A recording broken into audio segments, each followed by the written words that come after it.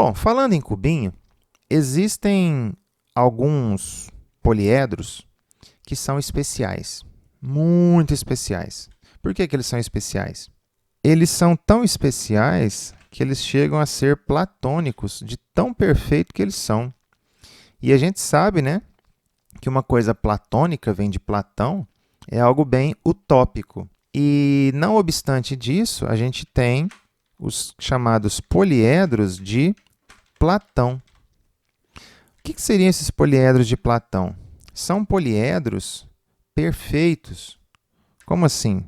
São poliedros regulares. O que é um polígono regular? Um polígono regular, ele vai ter lá a mesma quantidade de lados e ângulos, não é isso? Então, o poliedro regular, ele vai ser aquele poliedro que contém ao redor dele polígonos regulares. E como eu disse para vocês no começo, a coisa é tão platônica, mas tão platônica, que existem pouquíssimos poliedros regulares. Pouquíssimos. São esses aqui, ó. Tetraedro, cubo, que é o hexaedro, né? A gente tem também o octaedro, o dodecaedro e o icosaedro. São só esses, não adianta procurar outros que você não vai encontrar. Esses são os únicos poliedros regulares que existem, ou seja, em que todas as suas faces são idênticas, tá certo? Bom, e são chamados por isso poliedros de Platão. O que eles têm de especial? Não tem nada mais especial do que você afirmar que tudo ao redor dele é a mesma coisa. São todas as faces idênticas. Essa é a especialidade de cada um desses poliedros.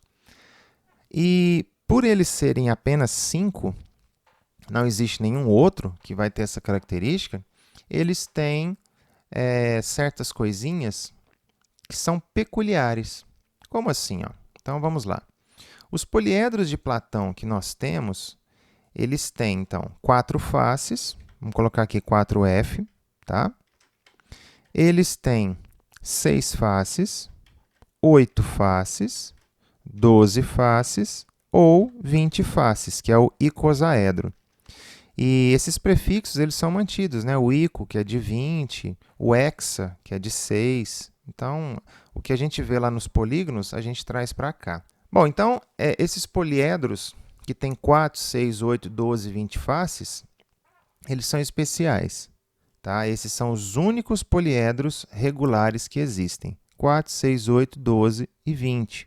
Bom, aí o que a gente vai ter agora? Ó? Esses poliedros de 4 faces, notem aqui, ó, só tem triângulos ao redor dele. Então, eu vou colocar um Tzinho aqui de triângulos. Tá? Os poliedros de 6 faces, ó, essas faces elas são quadráticas. Tá vendo? O poliedro de 8 faces volta a ter faces somente triangulares. O poliedro de 12, ó, ele tem faces pentagonais. E o poliedro de 20 faces, ele volta a ter faces triangulares. Então, falou em poliedro de Platão. Ah, ele é um tetraedro, ele tem 4 faces. As suas faces, então, são triangulares. Falou em poliedro de Platão. Ah, hexaedro, as faces são quadráticas. Falou em poliedro de Platão. Octaedro, triangulares. Dodecaedro, faces pentagonais. E o icosaedro, faces triangulares. Então, note que as faces triangulares elas se alternam com o 4, o 8 e o 20. Faces quadrangulares para poliedro regular só tem no hexaedro e faces pentagonais só vai ter no poliedro de 12 faces, tá certo? Então, essa é a particularidade de cada um desses poliedros de Platão, tá certo? É interessante que a gente memorize isso daqui.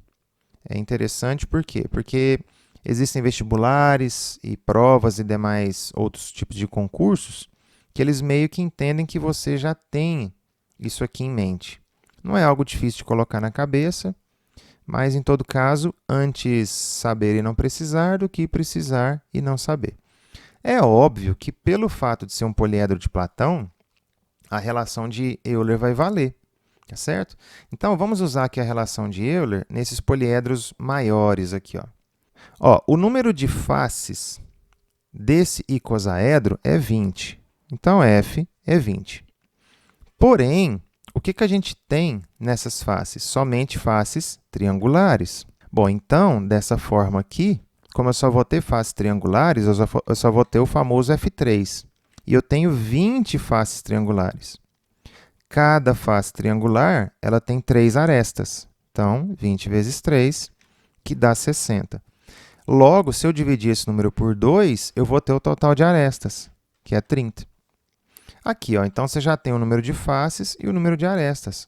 Logo, o número de vértices, eu vou descobrir isso como? Utilizando a relação de Euler. Aqui, ó.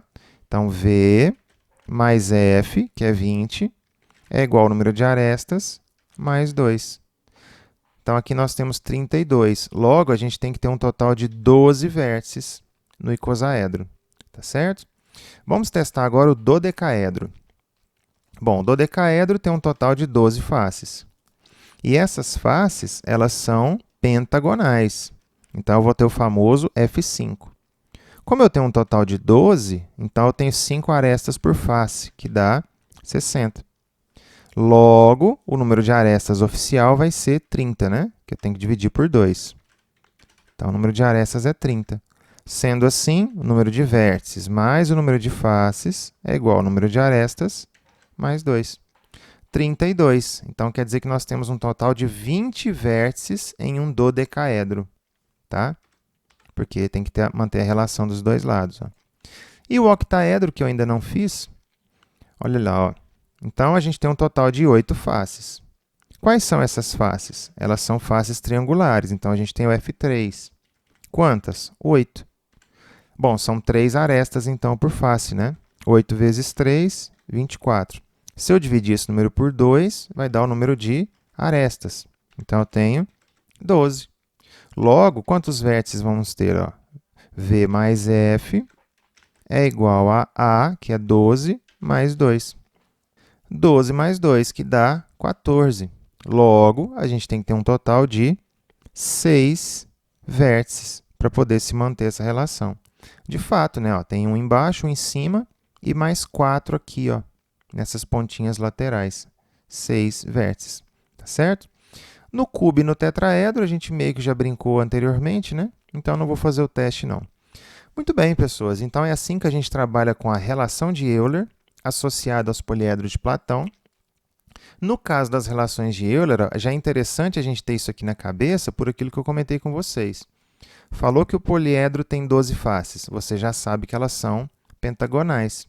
Logo, você tem uma quantidade de F5s. Tá vendo? Ah, falou que ele tem 20 faces, então eu já sei que são faces triangulares. Então, eu já sei que eu vou ter o F3. E aí, eu consigo descobrir o número de vértices facilmente, sem precisar ter que contar, né? Um por um, porque, nossa, ninguém merece. Ainda mais um icosaedro, é bem complicado contar esses vértices aqui, tá certo?